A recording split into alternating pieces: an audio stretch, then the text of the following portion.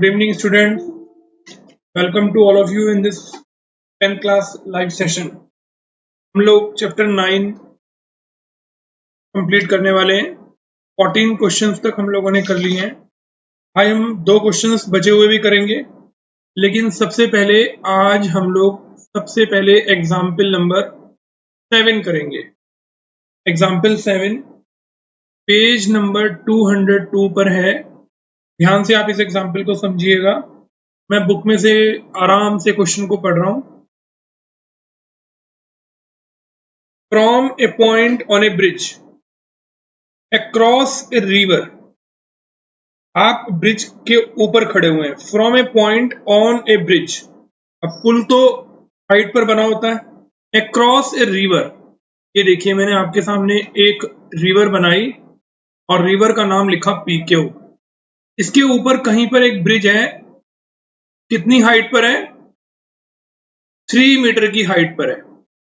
आप इस समय ए पॉइंट पर खड़े हैं और एंगल ऑफ डिप्रेशन देख रहे हैं on the opposite side of the river, यानी कि पी पॉइंट लेफ्ट में है तो क्यू पॉइंट राइट में है। और ऊपर से एंगल ऑफ डिप्रेशन इन दोनों पॉइंट्स को, ये नदी के 2 किनारे हैं, इन दोनों को देखने के लिए आपको एक हॉरिजेंटल लाइन बनानी पड़ेगी। तो आप इस हॉरिजेंटल का नाम MN लिख रहे हैं। ए पॉइंट से आपने नदी का एक किनारा देखा और यहीं से आपने नदी का दूसरा किनारा देखा, ठीक है। एक किनारे पर एंगल बनता है 30 डिग्री का और एक पर बनता है 45 का। ऊपर से एंगल ऑफ डिप्रेशन बनता है और ऊपर से एंगल देखने के लिए हमेशा बेस की जरूरत पड़ती है। तो देखिए 30 डिग्री का ऑल्टरनेट नीचे आ गया, 45 डिग्री यहां पर आ गया। आपको इस नदी की विड्थ निकालनी है। थोड़ा सा अगर आप रिवाइंड करें तो कल हमने एक क्वेश्चन किया था 13, जहां 2 एरोप्लेन इसकी सेम साइड में थे, ठीक है। और यहां दोनों नदी के किनारे अपोजिट साइड में है। आप ऊपर खड़े होकर पुल पे पहले एक तरफ देखते हैं, फिर दूसरी तरफ मूव करके देखते हैं। नदी का एक किनारा P और Q, आपको इसकी विड्थ निकालनी। तो मैं लिखूंगा in figure AB is 3 metre high bridge, PQ is the width of river. Let MN is a horizontal line. ठीक है, चलिए स्टार्ट करते हैं। पहले मैं आपको ऑल्टरनेट एंगल तो हमने फिगर के अंदर लिख ही दिए। अब मैं लिख रहा हूं सबसे पहले इन राइट ट्राइंगल ABP। देखिए कितना आसान क्वेश्चन है। इस ट्राइंगल में पहले PB निकालूंगा, इधर से BQ निकालूंगा, दोनों को प्लस करके मेरे पास PQ की वैल्यू आ जाएगी। PQ कौन है? नदी की विड्थ है, ये देखिए पूरी की पूरी। चलिए ABP में रेशो बनाते हैं। AB अपॉन PB कितना? परपेंडिकुलर अपॉन बेस 10, और इस ट्राइंगल में एक्यूट एंगल बना है 30 डिग्री का। 3 upon PB 1 upon √3, cross multiply कर दी, ये आ गया 3√3। चलिए अगला राइट ट्राइंगल ले लेते हैं। इन राइट ट्राइंगल ABQ, आइए रेशो बनाते हैं। AB upon BQ equal 1045, 3 upon BQ equal 1, cross multiply कर दी तो 3 आ गया, ठीक है। तो क्या लिखूंगा? So width of river PQ equal PB plus BQ, 3√3 plus 3 ले लिया कॉमन, अंदर बच गया √3 प्लस 1, 1.73 प्लस 1, यानी कि 3 मल्टीप्लाई 2.73, यानी कि 3 3 या 9, 3 7 या 21, और ये हो गया हमारा आंसर 8.19 मीटर। बड़ा सिंपल सा क्वेश्चन था। आप 3 मीटर की हाइट पुल के ऊपर खड़े होकर नदी के दोनों किनारे देखते हो, एक साइड P दूसरी साइड Q। 30 और 45 एंगल देखने के लिए आपको हॉरिजॉन्टल लाइन चाहिए। फिर आपने दो राइट ट्रायंगल सेलेक्ट करके पीबी और बी क्यू निकाला और दोनों को प्लस कर दिया, पूरी नदी की विड्थ आ गई। चलिए एक्सरसाइज पर चलते हैं। ये एग्जाम्पल कंप्लीट करने के बाद आज हम लोग बड़ा ही इंपॉर्टेंट क्वेश्चन करने जा रहे हैं जिसका नंबर है 15। ठीक है, ध्यान से क्वेश्चन को पढ़ते हैं। क्या लिखा हुआ है? Straight highway leads to the foot of the tower. क्या मतलब हुआ इस लाइन का? एक टॉवर के फुट से एक हाईवे पास होकर जा रहा है। Straight highway leads to the foot of the tower. ये लीजिए, सबसे पहले मैंने बिल्कुल सीधा सीधा आपके सामने एक टॉवर बनाया, इसकी हाइट को h मान लिया और फिगर में लिख दिया कि इसका नाम टॉवर है, इसका नाम भी लिखा AB। इससे एक हाईवे पास होकर जा रहा है। ये देखिए, थोड़ा सीधा सीधा बना देते हैं। ये देखिए, एक हाईवे बिल्कुल सीधा सीधा स्ट्रेटली पास होकर जा रहा है। और अब आगे पढ़ते हैं क्वेश्चन को। A man standing at the top of the tower. यहां ए पॉइंट पर खड़ा होकर एक आदमी देख रहा है, एक कार को देख रहा है। Observe a car. कहां है कार? कार इस हाईवे पर है। कितने डिग्री के एंगल से देख रहा है? 30 डिग्री के एंगल से। तो जब आप ऊपर से नीचे कार को देखोगे तो आपको एक हॉरिजॉन्टल लाइन की जरूरत पड़ेगी। तो ऊपर से देखने पर आपने कार को देखा। क्या खास बात है इस कार की? ये सी पॉइंट पर है, आप इसे 30 डिग्री के एंगल से देख रहे हैं। देखिए 30 डिग्री का एंगल बेस के साथ बनता है। ठीक है, क्या कर रही है ये car? Which is approaching the foot of the tower. देखिए टॉवर की तरफ चल रही है। ये देखिए कार टॉवर की तरफ चल रही है विद ए यूनिफॉर्म स्पीड। जब तक ये टॉवर को पार नहीं कर जाएगी तब तक इसकी स्पीड में कोई भी चेंज नहीं आएगा। 6 second later the angle of depression of the car is 60 degree. अब जब ये कार चल रही है तो 6 सेकंड बाद इसने अपनी पोजीशन बदली और कार 6 सेकंड बाद सी से डी पर आ गई। आप तो ए पॉइंट पर खड़े हैं, पहले आपने सी पॉइंट पर कार को देखा था, अब कार डी पॉइंट पर आ गई। जब आपने दोबारा से कार को देखा तो ये देखिए ऊपर से फिर से एंगल जब इस आपकी आई से कितने डिग्री बना? 60 डिग्री। क्वेश्चन के अंदर लिखा हुआ है, कह रहा है अब कार डी पॉइंट तक पहुंच गई। सी से डी तक आने में उसे 6 सेकंड का टाइम लग गया। 6 सेकंड टाइम है, इसलिए फिगर में मेंशन नहीं होगा। फिगर में हमेशा मेजरमेंट लेंथ वगैरह मेंशन होती है और ये टाइम स्पीड वगैरह मेंशन नहीं होते हैं। क्वेश्चन में लिखा है find the time taken by the car to reach the foot of the tower from this point. तो जब सी से डी तक 6 सेकंड लिए, अब आपको बताना है कि डी से बी तक कितना टाइम ले। अब ऊपर स्कूल की छत पे खड़े रहते हैं या अपने घर की छत पर और रोड पर देखते रहते हैं कि कौन आ रहा है कौन जा रहा है। सी पॉइंट पर एक कार थी चलते हुए आपके टॉवर की तरफ आ रही है, 6 सेकंड बाद डी पर पहुंच गई। आपको बताना है कितने टाइम बाद बी तक पहुंचेगी। तो क्या लिखूं? In figure AB is the H metre high tower.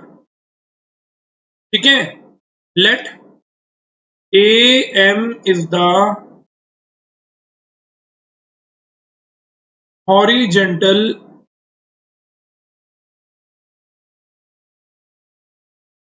line. C and D are the positions of car. एक ही कार है, पहले सी पर थी अब डी पर आ गई। On straight highway. चलिए, एक बड़ी इंपॉर्टेंट बात अगर आपने ध्यान से देखी हो तो क्वेश्चन के अंदर दी हुई है। क्या बात है वो? कार यूनिफॉर्म स्पीड से चल रही है। तो देखिए 2 मिनट बाद मैं इस क्वेश्चन को ना बिल्कुल नॉर्मल बना दूंगा, तो मुझे थोड़ा सा समय लगेगा इसको नॉर्मल बनाने में। क्या? सबसे पहले स्टार्ट करते हैं लेट, क्योंकि क्वेश्चन के अंदर ना कुछ भी पता नहीं है, केवल टाइम पता है सी से डी तक का। तो सबसे पहले मैं लिख रहा हूं let uniform speed of car. Car की जो यूनिफॉर्म स्पीड है v मीटर पर सेकेंड, क्योंकि 6 सेकंड का टाइम लगा ना इसलिए पर सेकेंड। अब बताइए कार v की स्पीड से चल रही है और चलती रहेगी, अब इसमें कभी भी कोई भी चेंज नहीं आने का क्योंकि ये यूनिफॉर्म है। बताइए आपको कहां से कहां तक का टाइम पता है? कौन बताएगा? सी से डी तक का टाइम पता है, तो क्या लिखूं? Time taken by car from C to D. C से डी तक आने में कितना टाइम लग गया? 6 सेकंड्स का टाइम लग गया। तो डिस्टेंस ब्रैकेट में CD, the formula is speed into time. Speed है v, टाइम लगा 6, तो बताइए कितना आ गया 6v मीटर। यानी कि कार C से D तक 6 सेकंड में v की स्पीड से कितना चली 6v। Now we can write 6v in figure. ठीक है, आप मत लिखना क्योंकि क्वेश्चन में गिवन नहीं है, मैंने आपको समझाने के लिए लिखा कि कार को C से D तक आने में कितना डिस्टेंस चलना पड़ा, 6v चलना पड़ा। अब क्या आपको D से B तक का टाइम पता है? आपको जहां से जहां तक का टाइम पता था ना, आपने वहां तक का डिस्टेंस निकाल दिया, लेकिन आगे का टाइम नहीं पता। कोई बात नहीं, स्पीड तो पता है, तो क्या लिखूं? Let time taken by car from D to B। आइए D से B तक का टाइम मान लेते हैं, बताओ कितने सेकंड्स? T seconds. कौन बताएगा? देयरफॉर बताइए डिस्टेंस। अब देखो मैं ब्रैकेट में क्या लिख रहा हूं, BD। अब डिस्टेंस के फॉर्मूले के लिए क्या क्या चीज जरूरी है? Speed into time. स्पीड तो v है, आप कहोगे v क्यों है? भैया यूनिफॉर्म है, चेंज ही नहीं होगी जब तक ये कार टॉवर के फुट तक ना पहुंच जाए। और टाइम आपने कितने सेकंड्स लिया? t, तो v और t को मल्टीप्लाई करोगे, क्या आ गया? vt। तो मैं अब डायग्राम के अंदर आपको लिख के दिखा सकता हूं vt। अब आपका क्वेश्चन बिल्कुल नॉर्मल हो गया, जैसे आपने 14 क्वेश्चंस ऊपर अभी किताब के किए, ऐसे ही बिल्कुल अब ये क्वेश्चन बिल्कुल सिंपल बन गया। ठीक है, तो देखिए 30 डिग्री का ऑल्टरनेट में यहाँ पर लिखना भूल गया, और 60 डिग्री का ऑल्टरनेट यहाँ आ रहा है। ये देखो 30 का ऑल्टरनेट C पॉइंट पर आ रहा है और 60 डिग्री का ऑल्टरनेट एंगल D पॉइंट पर आ रहा है। राइट, तो चलिए कौन बच्चा बताएगा अब पहला राइट ट्रायंगल कौन सा लिया जाए? तो इन राइट ट्रायंगल ABD। अब तो बिल्कुल नॉर्मल क्वेश्चन हो गया। ये देखिए रेशो बनाते हैं, AB अपॉन BD 10, देखो परपेंडिकुलर अपॉन बेस 10, और कौन सा एंगल? 60 डिग्री। चलिए वैल्यू पुट करते हैं, H अपॉन VT 1060 की वैल्यू क्या होती है? √3। ये देखो 1060 √3, और BD की वैल्यू अभी अभी आपने डिस्टेंस BD कितना निकाला? VT, क्रॉस मल्टीप्लाई कर दो, H इक्वल्स VT √3। ये आपकी पहली इक्वेशन तैयार हो गई। ये देखिए VT को आपने 3 से मल्टीप्लाई √3 से मल्टीप्लाई कर दिया, सिंपल सी H की वैल्यू आ गई। अगला राइट ट्रायंगल कोई बच्चा बता सकता है? इन राइट ट्रायंगल, बताइए अगला राइट ट्रायंगल आपके हिसाब से कौन सा है? ABC। देख लीजिए ABC, बताइए कौन है परपेंडिकुलर? AB। बेस बताइए कौन है? पूरा BC, और इक्वल 10। बताइए जिस राइट ट्रायंगल को लिया उसमें एक्यूट एंगल कौन सा चल रहा है? 30 डिग्री। चलिए वैल्यू पुट करते हैं धीरे धीरे। AB की जगह तो आपको मालूम है H लिखना है। BC BD और CD से मिलकर बना है, तो कौन बताएगा BD और CD को मिलाकर क्या बनेगा? ठीक से लिखिएगा, VT प्लस 6V। देखो यहां से यहां तक का डिस्टेंस VT, यहां से यहां तक का 6V, और 1030 की वैल्यू होती है 1/√3। बताइए अभी अभी आपने H का क्या आंसर निकाला? H का आंसर निकाला आपने VT √3। नीचे अगर V कॉमन ले ले तो कोई बुराई तो ना है, T प्लस 6 और इक्वल 1/√3। चलिए देखते हैं कितने बच्चे बिल्कुल ठीक क्रॉस मल्टीप्लाई करेंगे। V से तो पहले V उड़ा दो, √3 3, साथ में T, और किसके इक्वल बच गया? T plus 6। जरा T को उधर ले आओ, ये हो गया 2T। भाई 3T में से T जाएगा, 2T तो बचेगा, 2 डिवाइड में ले जाओ, T की वैल्यू कितनी आ गई? 3 सेकेंड्स। बताइए T किसको मानकर चले थे? कौन बताएगा? T आप D से B तक का टाइम मान के चले थे, तो time taken by car from D to B is कितने सेकेंड्स? 6 सेकेंड्स। ये आप सॉरी 6 सेकेंड्स नहीं, कितने सेकेंड्स? 3 seconds, is 3 seconds. ये आपका गजब आंसर आ गया। बड़ा इंपॉर्टेंट और बहुत अच्छा क्वेश्चन है, खूब एक्स्ट्रा क्वेश्चंस भी हैं इसके बिहाफ पर, हम लोग कराएंगे आपको कल। लेकिन पहले आपको एनसीईआरटी का कंसेप्ट पता होना चाहिए बहुत अच्छे से। आप इस समय AB के H पॉइंट पर, हाई A पॉइंट पर खड़े हैं, और ये आपके फुट से, टावर के फुट से एक एक हाईवे पास होकर जा रहा है, जैसे सड़क पे कोई बिल्डिंग खड़ी रहती है, ऐसे टावर खड़ा हुआ है। आप ए पर खड़े होकर एक कार को अपनी तरफ आते हुए देख रहे हैं, यानी कि टावर के फुट की तरफ। तो कार सी पॉइंट पर है, आपने ऊपर से कार को देखा, 30 डिग्री का एंगल बना। 6 सेकंड बाद, क्योंकि ये कार यूनिफॉर्म स्पीड से चल रही है, तो डी पॉइंट पर पहुंच गई। आपने दोबारा से इस कार को देखा, ये और पास आ गई, तो अब 60 डिग्री का एंगल बना, दोनों के ऑल्टरनेट ले लिए। अब यूनिफॉर्म स्पीड थी तो देखो v मान लिया, यूनिफॉर्म स्पीड को v मान लिया। जहां तक का टाइम पता था c से d तक का, वहां तक का डिस्टेंस निकाल दिया, ठीक है। लेकिन आगे का टाइम नहीं पता, लेकिन स्पीड पता है क्योंकि यूनिफॉर्म है। तो v पता था, टाइम t मान लिया, डिस्टेंस vt आ गया, राइट। फिर एक एक करके ट्राइंगल लिया, सबसे पहले abd, रेशियो बनाया, वैल्यू पुट करी h/vt, ठीक है। फिगर में केवल वही चीज लिखनी है जो या तो क्वेश्चन में गिवन है। टाइम वगैरह, स्पीड वगैरह क्वेश्चन में नहीं लिखी जाती, हमेशा डिस्टेंस लिखी जाती है। चलो फिर हमने दूसरा ट्राइंगल लिया ABC, AB/BC, H/ पूरा BC है, VT और 6V मिलाकर, और H की वैल्यू हम निकाल चुके थे, पुट कर दिया, V कॉमन लेके काट दिया, क्रॉस मल्टीप्लाई करी, हमारा आंसर 3 सेकंड्स आ गया। अगर वो टोटल टाइम पूछे तो 6 और 3 9 सेकंड हो गया, लेकिन अगर वो पूछता है कि खाली यहां से टाइम बताओ जैसे इसने पूछा, तो आंसर आपका 3 सेकंड्स होगा। खूब अच्छे से प्रैक्टिस करिएगा, खूब बढ़िया क्वेश्चन है, आपको अच्छा लगेगा जब आपको पक्का हो जाएगा। आइए इसी एक्सरसाइज का लास्ट क्वेश्चन करते हैं, वेरी इंपॉर्टेंट है, वेरी वेरी इंपॉर्टेंट है। कोई साल ऐसा नहीं गया कि बोर्ड ने इस क्वेश्चन को पेपर के अंदर ना दिया हो। इस साल भी ये क्वेश्चन पेपर के अंदर 12 मार्च को आया था।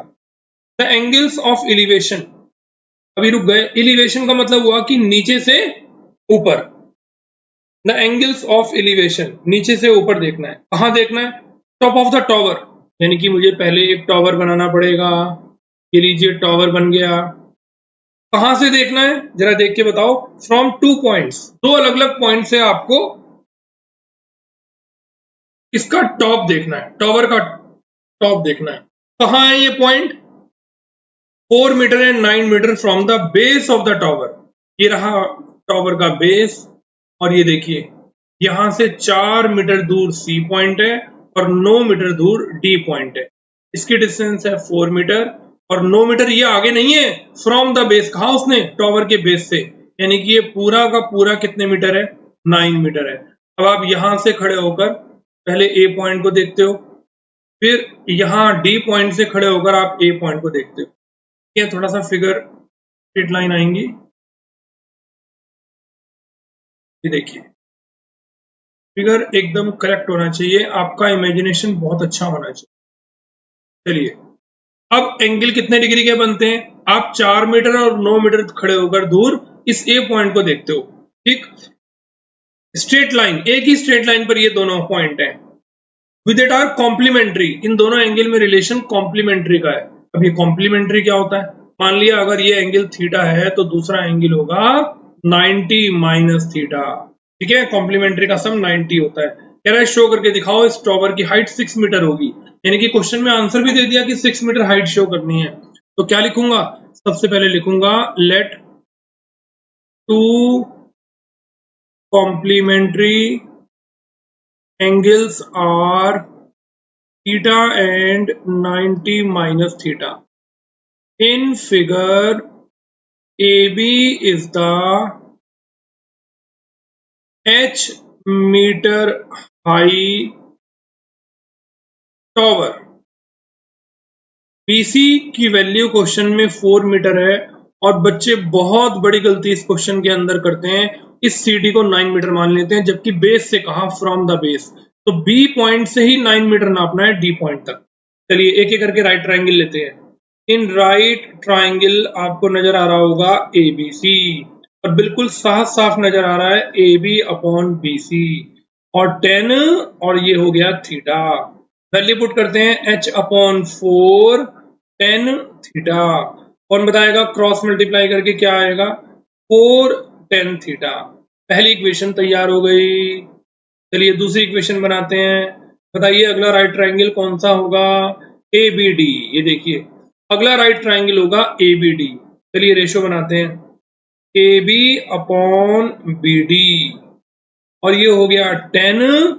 अब बताइए कौन सा एक्यूट एंगल दिखाई दे रहा है आपको, 90 माइनस थीटा। AB की वैल्यू h, BD की वैल्यू 9, और आपको 8.3 एक्सरसाइज ट्रिग्नोमेट्री की याद होगी, जब 10 90 माइनस लिखा होता है तो 10 कॉट में कन्वर्ट हो जाता है, और जो एंगल 90 में से माइनस होता है, अगर ये आइडेंटिटी याद हो रही है कि 10 90 माइनस थीटा कॉट थीटा होता है। चलिए क्रॉस मल्टीप्लाई कर देते हैं, 9 कॉट थीटा आ गया, ये सेकंड इक्वेशन हो गई। अब आपको एक बहुत इंपॉर्टेंट पॉइंट याद रखना पड़ेगा। क्या याद रखना है? इक्वेशन 1 को 2 से मल्टीप्लाई करनी है, ना ऐड करना है, ना दोनों एच के आंसर इक्वल रखने हैं, इन दोनों को मल्टीप्लाई करना है।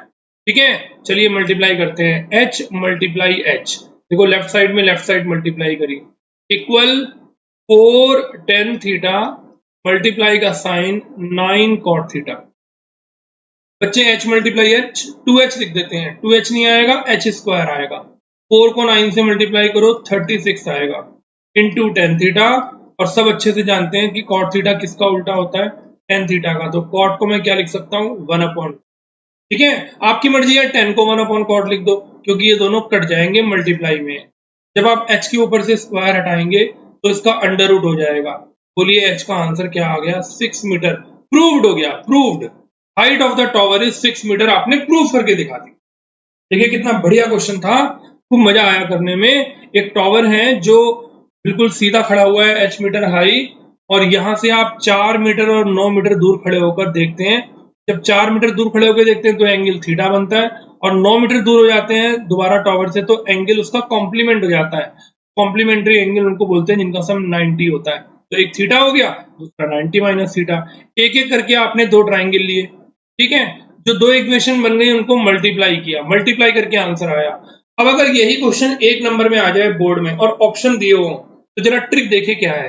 4 मीटर और 9 मीटर का मतलब क्या हुआ? मल्टीप्लाई कर दो 36 का अंडर रूट कर दो तो हाइट आ गई 6 मीटर। ठीक है, अब बोर्ड ने चाल चली, 4 की जगह देखो क्या लिख दिया, ए, और 9 की जगह देखो क्या लिख दिया, बी, ऐसे बी लिख दिया, और कहता है प्रूव करके दिखाओ कि इसकी रूट की हाइट क्या होगी, पूछा उसने 1 नंबर के क्वेश्चन में। अब जरा ए और बी को मल्टीप्लाई करो, जब ए और बी की मल्टीप्लाई करोगे तो ए बी आएगा, और ए बी का जब अंडर रूट करोगे तो रूट ए बी आएगा।